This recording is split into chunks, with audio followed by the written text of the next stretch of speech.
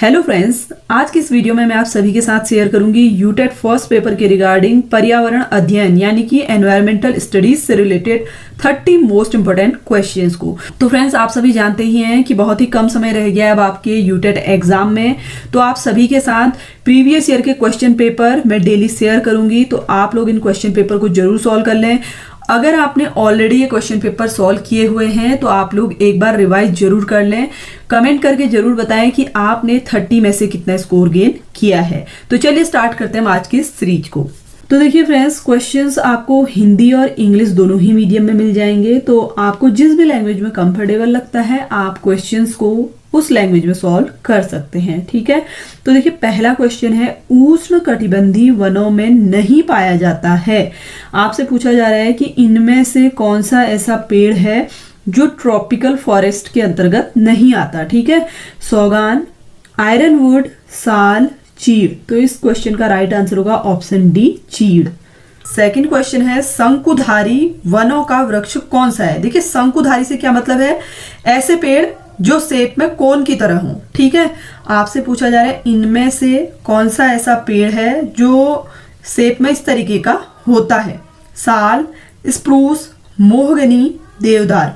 तो देखिए स्प्रूस और देवदार दोनों ही इस कैटेगरी के अंतर्गत आते हैं, शंकुधारी वनों के अंतर्गत, ठीक है। तो इसमें दोनों ही आंसर राइट होंगे, स्प्रूस और देवदार, ठीक है। नेक्स्ट क्वेश्चन है, अलमाटी बांध जल विवाद से संबंधित राज्य हैं। देखिए अलमाटी बांध जो जल विवाद है ये कौन कौन से राज्यों से संबंधित है आपसे पूछा जा रहा है, ठीक है। आंध्र प्रदेश, कर्नाटक एवं महाराष्ट्र, कर्नाटक, महाराष्ट्र एवं उड़ीसा, तमिलनाडु, कर्नाटक एवं उड़ीसा, उड़ीसा, आंध्र प्रदेश एवं कर्नाटक। तो देखिए इस क्वेश्चन का राइट आंसर है ऑप्शन ए, आंध्र प्रदेश, कर्नाटक और महाराष्ट्र से संबंधित है अलमाटी बांध। अगला क्वेश्चन है, सर्वाधिक प्रचलित जैव कीटनाशक है। Most common bio insecticide is आक, धतूरा, नीम, बबूल। तो आप सभी जानते ही होंगे नीम जो है सबसे पुराना भी और सबसे ज्यादा प्रचलित क्या है, जैव कीटनाशक है, ठीक है। ऑप्शन सी इसके लिए राइट आंसर होगा। नेक्स्ट क्वेश्चन है, पर्यावरण के किस वैचारिक क्षेत्र में पदार्थ के लिए न्यूनतम भंडारण क्षमता है। आपसे पूछा जा रहा है कि जो हमारा एनवायरमेंट है, ठीक है, उसमें least storage capacity of matter किस में है। वायुमंडल में है यानी कि एटमॉस्फेयर में, स्थल मंडल लिथोस्फेयर में है, जल मंडल हाइड्रोस्फेयर में है, जीव मंडल यानी कि बायोस्फेयर में है। तो इसका राइट आंसर है ऑप्शन सी, जल मंडल में है, ठीक है, हाइड्रोस्फेयर में। नेक्स्ट क्वेश्चन है, एक पारिस्थितिकी तंत्र में ऊर्जा प्रवाह है। आपसे पूछा जा रहा है जो इकोसिस्टम होता है उसमें एनर्जी फ्लो कैसा होता है, द्विदिशीय, चक्रीय, एक दिशीय, बहुदिशीय। तो देखिए जो पारिस्थितिकी तंत्र है उसमें जो ऊर्जा का प्रवाह होता है वो एक दिशीय होता है, ठीक है, यूनिडायरेक्शनल होता है। तो ऑप्शन सी इसका करेक्ट आंसर होगा। नेक्स्ट क्वेश्चन है, निम्न में कौन सा कथन असत्य है। देखिए आपको बताना है कि इनमें से कौन सा स्टेटमेंट फॉल्स है, ठीक है। ऑप्शन है, अकार्बनिक पोषक तत्वों का पारिस्थितिकी तंत्र में पुनर्चक्रण होता है। पारिस्थितिकी तंत्र में ऊर्जा का प्रवाह कार्बन बंध के रूप में होता है। नेक्स्ट है, पारिस्थितिकी तंत्र में ऊर्जा का पुनर्चक्रण होता है। श्वसन प्रक्रिया में ऊर्जा उद्गमित होती है। तो देखिए इस क्वेश्चन का राइट आंसर हो जाएगा जो पारिस्थितिकी तंत्र है उसमें ऊर्जा का क्या होता है, पुनर्चक्रण होता है, ठीक है। Energy is recycled in an ecosystem. तो ऑप्शन सी इसके लिए क्या होगा, करेक्ट आंसर होगा। नेक्स्ट क्वेश्चन है, EIA का पूरा नाम है। देखिए EIA का फुल फॉर्म आपसे पूछा जा रहा है, environment and industrial act, environmental and impact activities, environment impact assessment, environmentally important activity. तो देखिए इसका फुल फॉर्म होता है एनवायरमेंट इम्पैक्ट असेसमेंट, ठीक है। ऑप्शन सी इसके लिए क्या होगा, करेक्ट आंसर होगा। नेक्स्ट क्वेश्चन है, प्रत्येक वर्ष पृथ्वी दिवस मनाया जाता है। Earth day is celebrated every year on. कब सेलिब्रेट किया जाता है, हर साल पृथ्वी दिवस आपसे पूछा जा रहा है। इसका राइट आंसर होगा ऑप्शन बी, 22 अप्रैल। साथ ही देखिए अगर आपसे जल दिवस पूछा जाता है कि हर साल कब सेलिब्रेट किया जाता है, तो जल दिवस सेलिब्रेट किया जाता है 22 मार्च को, ठीक है। तो ये पॉइंट भी आप लोग ध्यान रखें। क्वेश्चन है, नील शिशु संलक्षण, ठीक है, ब्लू बेबी सिंड्रोम जल में किस चीज की अधिकता के कारण होता है। देखिए वाटर में किस चीज की अधिकता के कारण ब्लू बेबी सिंड्रोम होता है पूछ रहा है। Phosphate, sulphur, arsenic, nitrate. तो ये होता है नाइट्रेट की अधिकता के कारण, ठीक है। ऑप्शन डी इसके लिए क्या होगा, राइट आंसर होगा। नेक्स्ट क्वेश्चन है, पीने के पानी में फ्लोराइड्स की अधिकतम स्वीकार्य मात्रा है। देखिए जो ड्रिंकिंग वाटर है उसमें फ्लोराइड्स की कितनी मात्रा को अलाउड किया गया है? 1 मिलीग्राम प्रति लीटर, 1.25 मिलीग्राम प्रति लीटर, 1.50 मिलीग्राम प्रति लीटर, 1.75 मिलीग्राम प्रति लीटर। तो देखिए अधिकतम स्वीकार्य मात्रा है 1.50 मिलीग्राम प्रति लीटर, ठीक है। ऑप्शन सी इसके लिए राइट आंसर होगा। अगला क्वेश्चन है, देखिए हैजा एवं आंत्र ज्वर के कारण है। देखिए जो कॉलरा और टाइफॉइड होता है उसका क्या कारण है? कीड़े, विषाणु, जीवाणु, कवक। तो इसका कारण होता है जीवाणु यानी कि बैक्टीरिया, ठीक है। ऑप्शन सी इसके लिए राइट आंसर होगा। नेक्स्ट क्वेश्चन है, निम्न में कौन सा प्राकृतिक खनिज नहीं है? देखिए आपसे नेचुरल मिनरल नहीं है पूछा गया है, ठीक है। अदह, स्फटिकीय, फास्फेट, नाइट्रोजन। तो देखिए आपको क्वेश्चन जो है हिंदी और इंग्लिश दोनों में रीड करना है ताकि आपको आसानी से समझ आए, क्योंकि हिंदी की जो लैंग्वेज है यूटेट के पेपर में काफी टफ आती है मोस्टली। तो आप लोग हिंदी इंग्लिश दोनों में रीड कर लें ताकि आपको ज्यादा से ज्यादा समझ आ सके, ठीक है। तो आपसे इसमें से पूछा गया है नेचुरल मिनरल कौन सा नहीं है, तो ऑप्शन डी इसका क्या होगा, राइट आंसर होगा। नेक्स्ट क्वेश्चन है, नाइट्रोजन स्थिरीकरण किया जाता है। देखिए नाइट्रोजन फिक्सेशन पूछ रहा है, ठीक है। किसके द्वारा किया जाता है? बिजली चमकने से, स्थिरीकरण जीवाणु से, उर्वरक से, उपरोक्त सभी। तो देखिए इन सभी के द्वारा नाइट्रोजन स्थिरीकरण किया जाता है, ठीक है। तो ऑप्शन डी इसका क्या होगा, राइट आंसर होगा। नेक्स्ट क्वेश्चन है, भारत में प्रथम प्रमुख पर्यावरण संरक्षण अधिनियम जिसे प्रख्यापित किया गया है, फर्स्ट मेजर एनवायरमेंटल प्रोटेक्शन आपसे पूछा जा रहा है, ठीक है, जिसे प्रख्यापित किया गया है। जल अधिनियम, वायु अधिनियम, पर्यावरण अधिनियम, ध्वनि प्रदूषण अधिनियम। तो देखिए इसमें दो आंसर क्या है, राइट है। पहला तो है जल अधिनियम, ठीक है, दूसरा है पर्यावरण अधिनियम।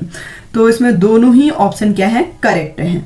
नेक्स्ट क्वेश्चन है, ओजोन परत की मोटाई नापी जाती है। देखिए जो ओजोन लेयर है उसकी थिकनेस को किस में मेजर किया जाता है? पीपीएम में, पीपीबी में, डेसिबल में, डॉप्सन में। तो इसको मेजर किया जाता है डॉप्सन इकाई में, ठीक है। ऑप्शन डी इसके लिए क्या होगा, करेक्ट आंसर होगा। नेक्स्ट क्वेश्चन है, देखिए पर्यावरण संरक्षण अधिनियम अधिनियमित किया गया था। देखिए जो एनवायरमेंट प्रोटेक्शन एक्ट है इसको कब एनेक्टेड किया गया था पूछ रहा है, तो इसका राइट आंसर होगा 1986 में किया गया था, ठीक है। ऑप्शन ए ही इसके लिए करेक्ट आंसर है। तो देखिए फ्रेंड्स काफी सारे क्वेश्चंस आपको रिपीटेड भी मिल रहे होंगे इन क्वेश्चन पेपर में। अगर आपने प्रीवियस ईयर के क्वेश्चन पेपर किए हैं और इंटरेस्टिंग लग रही होगी आपको सीरीज, क्वेश्चंस को सॉल्व जरूर करें। और वीडियो पसंद आ रही हो तो वीडियो को लाइक भी करते रहें, ठीक है। क्वेश्चन है, समेकित बाल विकास सेवाएं ICDS का मुख्य उद्देश्य है। तो देखिए पहले तो आपको इसका फुल फॉर्म याद रखना है ICDS का, ठीक है। हिंदी में है समेकित बाल विकास सेवाएं और इंग्लिश में है इंटीग्रेटेड चाइल्ड डेवलपमेंट सर्विस। हो सकता है कि आपसे एग्जाम में इसकी फुल फॉर्म भी पूछी जाए, ठीक है। तो आपसे पूछा है इसका मेन उद्देश्य क्या है? प्रतिरक्षा, स्वास्थ्य जांच एवं सिफारिशें सेवाएं, पूर्व स्कूली एवं अनौपचारिक शिक्षा, उपरोक्त सभी। तो देखिए ये सभी क्या है, इसके उद्देश्य हैं। तो ऑप्शन डी इसके लिए क्या होगा, करेक्ट आंसर होगा। क्वेश्चन नंबर 139 है, ISO 14000 मानक संबंधित है। देखिए आपसे क्या पूछा जा रहा है, ये किससे संबंधित है? ISO 14000 प्रदूषण प्रबंधन, पॉल्यूशन मैनेजमेंट से संबंधित है, जोखिम प्रबंधन यानी कि रिस्क मैनेजमेंट से संबंधित है, पर्यावरण प्रबंधन यानी कि एनवायरमेंटल मैनेजमेंट से संबंधित है, या फिर उपरोक्त में से कोई नहीं। ISO 14000 संबंधित है पर्यावरण प्रबंधन से, ठीक है, एनवायरमेंटल मैनेजमेंट से संबंधित है, आपको ये ध्यान रखना है। नेक्स्ट क्वेश्चन है, सौर ऊर्जा संग्रहित होती है। देखिए जो सोलर एनर्जी है वो कैसे स्टोर्ड होती है पूछ रहा है। कार्बन कार्बन बंध में, हरी पत्तियों में, जीवाश्म ईंधन में, बायोमास में। तो इसका राइट आंसर क्या हो जाएगा, ऑप्शन ए कार्बन कार्बन बंध में, ठीक है। कार्बन कार्बन बॉन्ड में क्या रहती है, स्टोर्ड रहती है। नेक्स्ट क्वेश्चन है, कुछ जीव जैसे घास, सिंहपर्णी, चूहे, टिड्डे एवं मल एक खाली स्थान पर रहते हैं, सामूहिक रूप से इन्हें कहते हैं। देखिए खाली स्थान पर ये सारी चीजें एक साथ रहती हैं, तो इसे क्या कहेंगे हम? पारिस्थितिकी तंत्र कहेंगे, समुदाय कहेंगे, जनसंख्या कहेंगे, पारस्परिक सहयोग कहेंगे। तो देखिए इसे बोला जाता है समुदाय यानी कि कम्युनिटी, ठीक है। एक ही जगह पे ये है तो इसलिए इसको क्या बोला जाएगा, कम्युनिटी बोला जाएगा। क्वेश्चन नंबर 142 है, पर्यावरण अध्ययन के शिक्षक के रूप में आप बच्चों को चिड़ियाघर ले जाने की योजना बनाते हैं। आप बच्चों को निम्नलिखित में कौन सी गतिविधि करने की अनुमति नहीं देंगे। आप क्या कर रहे हैं, एनवायरमेंटल स्टडी के टीचर हैं, ठीक है, और आप अपने स्टूडेंट को जू में ले जाने की एक प्लानिंग कर रहे हैं। आप बच्चों को निम्नलिखित में कौन सी गतिविधि करने की अनुमति नहीं देंगे। देखिए आपको यहाँ पर 4 एक्टिविटी दी गई हैं। आपसे पूछ रहा है कि आप जो आपके स्टूडेंट हैं उनको इनमें से कौन सी एक्टिविटी के लिए मना करेंगे। चिड़ियाघर के जानवरों के लिए बहुत सारी खाने की सामग्री ले जाना, चिड़ियाघर में विभिन्न जानवर कौन सा भोजन खाते हैं यह पता लगाना, चिड़ियाघर में जिन जानवरों को वो देखेंगे उनकी फोटो एकत्रित करना। 4th है, चिड़ियाघर में उन्होंने जो देखा उसका चित्र बनाने के लिए उनकी ड्रॉइंग की कॉपी को साथ ले जाना। तो देखिए इसमें आपसे पूछा गया है कि आप कौन सी गतिविधि की अनुमति अपने स्टूडेंट्स को नहीं देंगे। तो इसमें जो राइट आंसर हो जाएगा वो होगा ऑप्शन ए, चिड़ियाघर के जानवरों के लिए बहुत सारी खाने की सामग्री ले जाना। ठीक है, ऑप्शन ए इसके लिए क्या होगा, राइट आंसर होगा। नेक्स्ट क्वेश्चन है, दुर्गा एक गांव में रहती है और लकड़ी या फिर गोबर के उपलों का ईंधन इस्तेमाल करते हुए चूल्हे पर खाना पकाती है। देखिए चूल्हे पे खाना बनाने के लिए किन चीजों का इस्तेमाल कर रही है, लकड़ी या फिर गोबर के उपलों का। ठीक है, अब देखिए पिछले 3 महीनों से उसे तेज खांसी आ रही है। 3 महीनों से उसको खांसी आ रही है, इसका क्या कारण हो सकता है पूछ रहा है। पहला है ईंधन के जलने से उत्पादित कार्बन मोनोऑक्साइड जो उसके श्वसन नली में जमा हो गई होगी। बिल्कुल सही है, ठीक है, क्योंकि ईंधन जलेगा तो कार्बन मोनोऑक्साइड तो रिलीज होगा ही होगा, जिसके कारण वो क्या होगा, श्वसन नली में जमा हो जाएगा। ठीक है, सेकंड ऑप्शन है, जलते हुए ईंधन से उत्पादित काला धुआं जो उसके श्वसन नली में जमा हो गया होगा। ये भी सही है, ठीक है। थर्ड है, जलते हुए ईंधन के धुएं से उसे एलर्जी हो गई होगी। और 4th है, उसकी झोपड़ी के अंदर और बाहर प्रदूषण तथा वृद्धावस्था। तो देखिए ये दोनों तो राइट ऑप्शन नहीं हो सकते हैं, और इसमें जो राइट आंसर होगा वो है फर्स्ट और सेकंड, दोनों ही इसके लिए राइट आंसर होंगे। ठीक है, नेक्स्ट क्वेश्चन है, पर्यावरण अध्ययन की पाठ्य पुस्तक में पहेलियां शामिल करने का निम्नलिखित में कौन सा उद्देश्य नहीं है। देखिए जो आपकी एनवायरमेंटल स्टडी की टेक्स्ट बुक है, ठीक है, उनमें पजल को क्या किया जाता है, शामिल किया जाता है। तो उनको शामिल करने का उद्देश्य क्या नहीं होगा पूछ रहा है।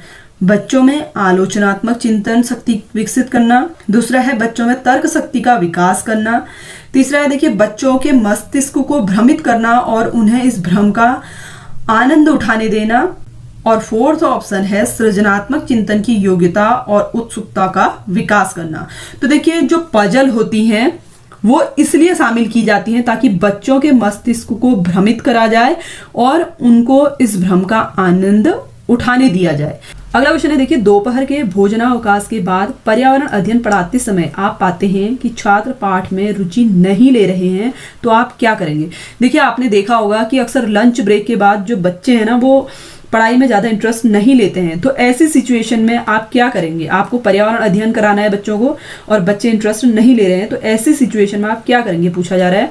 बच्चों को खेलने के लिए बाहर मैदान में ले जाएंगे, उन्हें अपने सिर को डेस्क पर रखने और आराम करने के लिए कहेंगे, पाठ को रोचक बनाने के लिए विविध बुद्धिमत्ता पर आधारित श्रव्य दृश्य सहायक सामग्री का उपयोग करेंगे, या फिर विषय को तत्काल बदलेंगे। तो देखिए इंटरेस्टिंग बनाना होगा आपको, तो इसके लिए आप क्या करेंगे, पाठ को रोचक बनाने के लिए विविध बुद्धिमत्ता पर आधारित श्रव्य दृश्य सहायक सामग्रियों का प्रयोग करेंगे। ठीक है, ऑडियो विजुअल एड्स का अगर यूज करेंगे तो इससे बच्चे ज्यादा इंटरेस्टेड होंगे पढ़ने में। ठीक है, तो ऑप्शन सी इसका राइट आंसर होगा। नेक्स्ट क्वेश्चन है, एक अध्यापक अपने विद्यार्थियों को विभिन्न जानवरों के चित्र देता है और उन जानवरों के चित्रों में रंग भरने को कहते हैं जो हमारे घरों में नहीं रहते। इस क्रियाकलाप का उद्देश्य है। देखिए एक टीचर है, ठीक है, वो अलग अलग टाइप के एनिमल के जो चित्र हैं, पिक्चर्स हैं, उनको बच्चों को देते हैं और उनसे कहते हैं कि उनमें कलर करें। ठीक है, और वो जानवर क्या है, हमारे घरों में नहीं रहते हैं। तो इस एक्टिविटी का मेन एम क्या है पूछ रहा है। सृजनात्मकता का विकास करना, यानी कि बच्चे में क्रिएटिविटी डेवलप हो, अवलोकन का विकास करना, ऑब्जर्वेशन हो। थर्ड है वर्गीकरण कौशल का विकास करना, क्लासिफिकेशन स्किल डेवलप हो बच्चे में, या फिर डाटा संग्रह का विकास करना। एक्टिविटी का मेन उद्देश्य है कि सृजनात्मकता का विकास किया जाए, अवलोकन का विकास किया जाए, वर्गीकरण कौशल का विकास किया जाए। तो जो तीनों ऑप्शन है स्टार्टिंग के वो राइट आंसर होंगे। ठीक है, तो इसमें देखिए ऑप्शन आपको दिए गए हैं, तो बी वाला इसके लिए क्या होगा, करेक्ट आंसर होगा। नेक्स्ट क्वेश्चन है, प्रथम ओजोन छिद्र पाया गया। First ozone hole was found over, कहाँ पाया गया था। उत्तरी ध्रुव के ऊपर, अंटार्कटिक के ऊपर, अफ्रीका के ऊपर, दक्षिणी ध्रुव के ऊपर। तो देखिए जो फर्स्ट ओजोन होल पाया गया था वो अंटार्कटिक के ऊपर पाया गया था। ठीक है, ऑप्शन 20 का क्या होगा, राइट आंसर होगा। नेक्स्ट क्वेश्चन है वातावरण की आर्द्रता मापी जाती है। देखिए एटमॉस्फेरिक ह्यूमिडिटी पूछ रहा है, किससे मापी जाती है, फोटोमीटर से, हाइग्रोमीटर से, पोटोमीटर से, या फिर इनमें से कोई भी नहीं।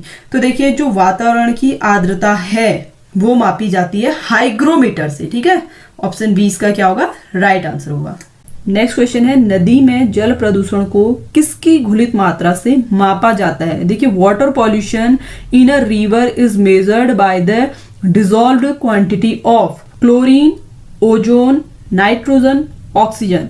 तो देखिए ये मेजर किया जाता है ऑक्सीजन की मात्रा से। ठीक है, ऑप्शन डी इसके लिए क्या होगा, राइट आंसर होगा। नेक्स्ट क्वेश्चन है निम्न में कौन सा सर्वाधिक स्थिर पारिस्थितिकी तंत्र है। देखिए स्थिर यानी कि मोस्ट स्टेबल इकोसिस्टम कौन सा है आपसे पूछा जा रहा है। वन, रेगिस्तान, पहाड़, समुद्र। देखिए मोस्ट स्टेबल पूछा गया है, तो जो समुद्र यानी कि ओशियन होते हैं वो सबसे ज्यादा स्थिर पारिस्थितिकी तंत्र है। ठीक है, ऑप्शन डी इसका क्या होगा, करेक्ट आंसर होगा। तो फ्रेंड्स ये तो थे ईवीएस से जुड़े हुए 30 मोस्ट इंपॉर्टेंट क्वेश्चंस जो आप सभी के साथ इस वीडियो में मैंने शेयर किए। आई होप कि आप सभी के लिए हेल्पफुल रहा होगा। वीडियो पसंद आई हो तो प्लीज वीडियो को लाइक जरूर करें और इसी तरीके की वीडियोज के लिए हमारे चैनल को सब्सक्राइब भी जरूर कर लें। Thanks for watching.